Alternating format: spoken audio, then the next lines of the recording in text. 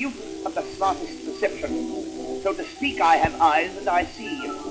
At finessing, I'm quite an exception. There's nothing that passes by me.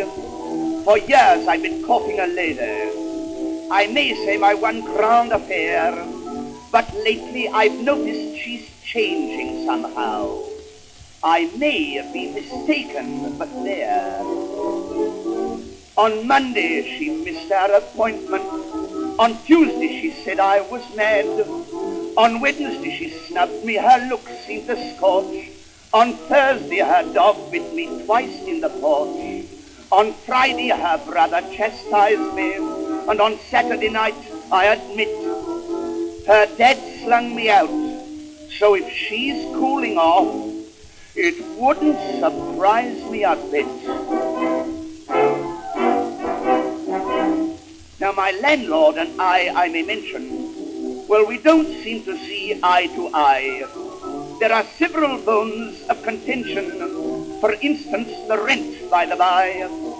I'm sick of these vulgar discussions, and besides, I'm not anxious to stay. So quite entre nous, I've decided to go. At least, it seems pointing that way. On Monday, they issued a summons. On Tuesday, we barred all the doors. On Wednesday, they cut off the water and gas, stuffed up the chimneys, and broke all the glass.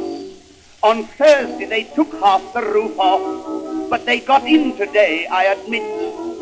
So any time now, if I changed my address, it wouldn't surprise me a bit. I'm awfully lucky at races. They say that I'm rather unique. I either get wins or else places.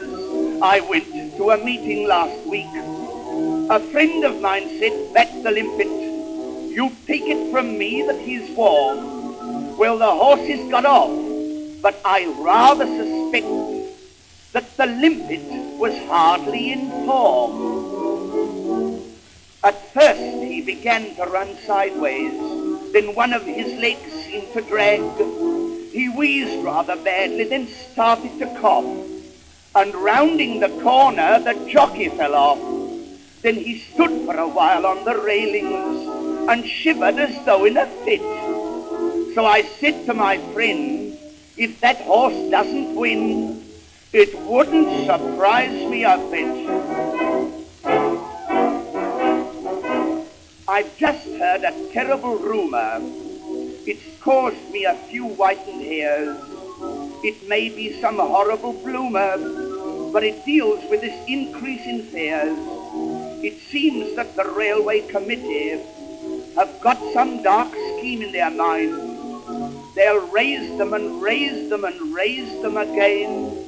In a year or so's time we shall find 'twill be 10 bob from Bond Street to Clapham, and £1 from the bank to Soho.